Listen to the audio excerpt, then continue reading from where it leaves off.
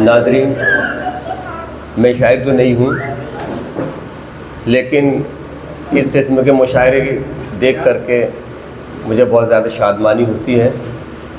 اردو کے حوالے سے چند الفاظ آپ کی جناب میں پیش کرنا چاہوں گا۔ کسی شاعر کا شعر ہے، گلنور کے ہیں وہ شاعر، کہ لفظوں کو جانچتی ہے، فقروں کو تولتی ہے، الجھے ہوئے تلفظ باتوں میں کھولتی ہے، اور میری زباں کا کیا ہے، اپنی زباں سنبھالو، یہ جب بھی بولتی ہے اردو ہی بولتی ہے۔ وہ زندگی جس میں انقلاب کا شائبہ نہ ہو، وہ موت سے تعبیر کی جاتی ہے۔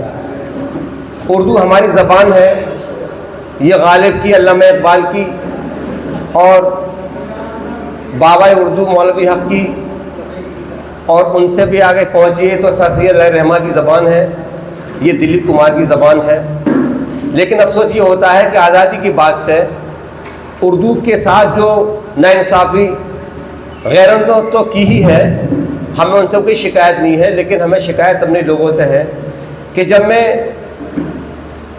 آپ لوگوں کی دکانوں کی طرف نظر ڈالتا ہوں تو وہاں پر ہندی نظر آتی ہے۔ کوئی بات نہیں، ہندی ہونی چاہیے، لیکن اپنی زبان بھی ہونی چاہیے۔ اردو زبان وہ ہے جس میں کہ ہندوستان کے اولین پرائم منسٹر جواہر لال نہرو کی شادی میں اس کی شادی خانہ آبادی کاٹ سکتے تھے، لیکن آج افسوس ہمیں اس بات کا ہے کہ ہم اردو کے ساتھ سوتیلانہ برتاؤ کر رہے ہیں۔ ہمارے گھروں سے اردو رخصت ہوتی جا رہی ہے، بلکہ ہو چکی ہے، اور ہم میں بیشتر لوگ ایسے ہیں جن کی عمریں 70 سال کی ہو جاتی ہیں، لیکن ان کو اپنے نام کے معنی نہیں معلوم ہوتے۔ تو اس اسٹیج کے ذریعے میں یہ چاہتا ہوں کہ آپ لوگ اردو کی طرف توجہ دیں۔ اردو، کسی نے کہا ہے کہ تمام شہر میں چرچا ہے اس کے لہجے کا، مجھے یقین ہے وہ اردو ہی بولتا ہوگا، تو آپ لوگ اردو بولیے، اردو پڑھیے، اردو پڑھائیے، اور در و دیوار پر اردو لکھیے۔ اور ایک بات یہ کہہ رہا ہوں کہ فیس بک پہ آپ جو ہے ہندی یا رومن لینگویج لکھ دیتے ہیں، رومن جو ہے رسم الخط لکھتے ہیں، آپ کوشش کریں کہ اردو لکھیں۔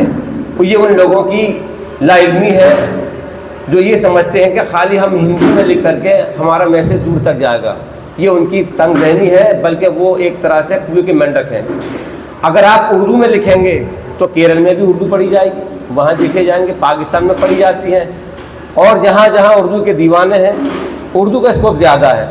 تو آپ اردو کو زیادہ فروغ دیں، اور اپنی گھروں پہ اور اپنی دیواروں پہ جا کر کے آپ اردو کو لکھیں، ورنہ پھر ایسا لگتا ہے کہ سن 47 کے بعد تقسیم کیا ہوا کہ ہم نے اپنے ہاتھوں سے اس چہیتی اردو کو ودا کر دیا پاکستان میں۔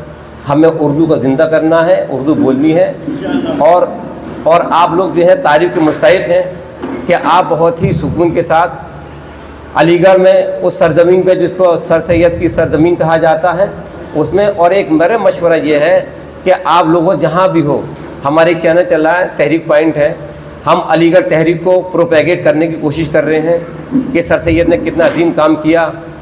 سر سید مرتے مرتے اردو کے لیے مرے، لہذا ہمیں بھی اردو پہ ہی کام کرنا ہے۔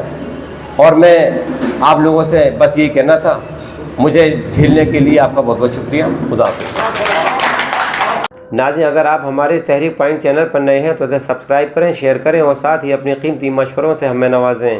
اور اس کے علاوہ اگر آپ کو ہماری یہ ملی کوششیں پسند آتی ہیں تو آپ حسب توفیق ہمیں سپورٹ بھی کر سکتے ہیں۔